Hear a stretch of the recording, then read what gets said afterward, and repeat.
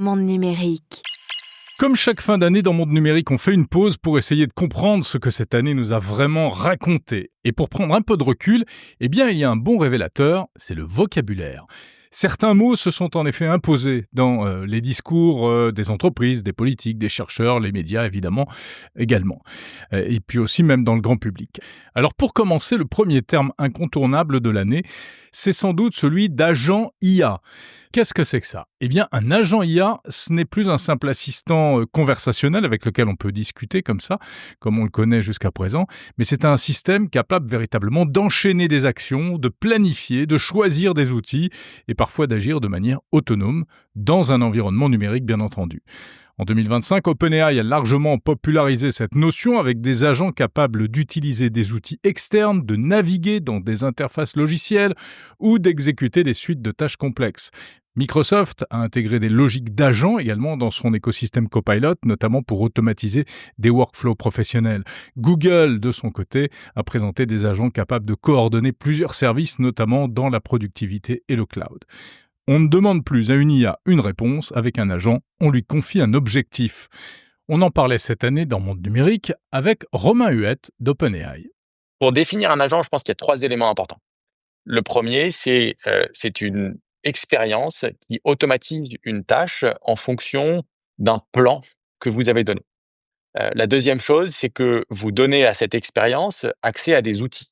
Ça peut être chercher sur internet, ça peut être accès, à votre répertoire de contacts, ça peut être accès à votre boîte mail et le troisième élément, ça va être un set de, garde-fous de sécurité pour vous assurer que, l'agent et donc cette expérience automatisée va réaliser une tâche, telle que vous l'espérez ou vous le voulez. Ces 3 éléments, en fait, c'est un peu les briques élémentaires, des agents. Aujourd'hui, le travail qu'on fait chez OpenAI, c'est de rendre accessible cette technologie qui est très disruptive. Ce qu'il faut se rendre compte, c'est que, encore une fois, quand on parle de une révolution de l'IA et de ChatGPT, en fait, on est en train de vivre une deuxième révolution qui a commencé début 2025, sur laquelle nous, on investit massivement. Il y a un changement de paradigme, c'est-à-dire que vous êtes plus dans une interface uniquement conversationnelle, mais cette expérience va aussi pouvoir réaliser des tâches pour vous. Il faut bien se remettre, se rendre compte de ce qui se passe aujourd'hui. Et puis les agents IA ont pris une dimension supplémentaire encore avec l'avènement des navigateurs agentiques, comme Comet d'Anthropic ou Atlas d'OpenAI, lancé en 2025.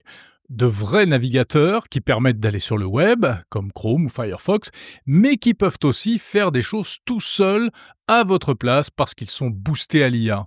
Concrètement, l'agent IA voit une page web, il comprend son contenu, il clique là où il faut, il peut même remplir des formulaires, naviguer entre plusieurs sites, exactement comme le ferait un utilisateur humain. Cette approche a été rendue possible par les avancées de ce qu'on appelle le computer use, des modèles capables d'interagir avec des interfaces graphiques existantes sans API dédiées. L'IA n'a plus besoin en fait qu'on lui ouvre une porte technique, celle des API jusqu'à présent. Maintenant, elle passe par la porte d'entrée comme tout le monde. Alors c'est prometteur, mais avouons-le, pas vraiment encore tout à fait au point. L'exécution des requêtes est lente, il y a pas mal d'erreurs.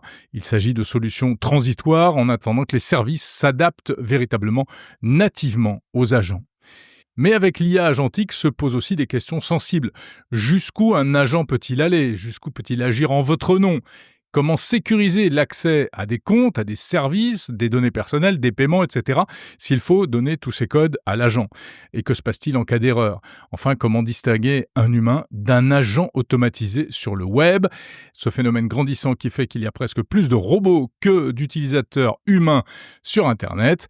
Et puis surtout, où s'arrête l'autonomie ? Avec les navigateurs agentiques, le web devient un espace partagé entre humains et intelligence artificielle active. Une évolution majeure qui pourrait transformer en profondeur le web lui-même, qui va s'adapter à ses agents et donc se transformer. Ce ne sera pas sans conséquence sur notre manière d'utiliser Internet. En 2025, les agents IA sont devenus un enjeu stratégique majeur, mais aussi un nouveau sujet pour de possibles régulations futures.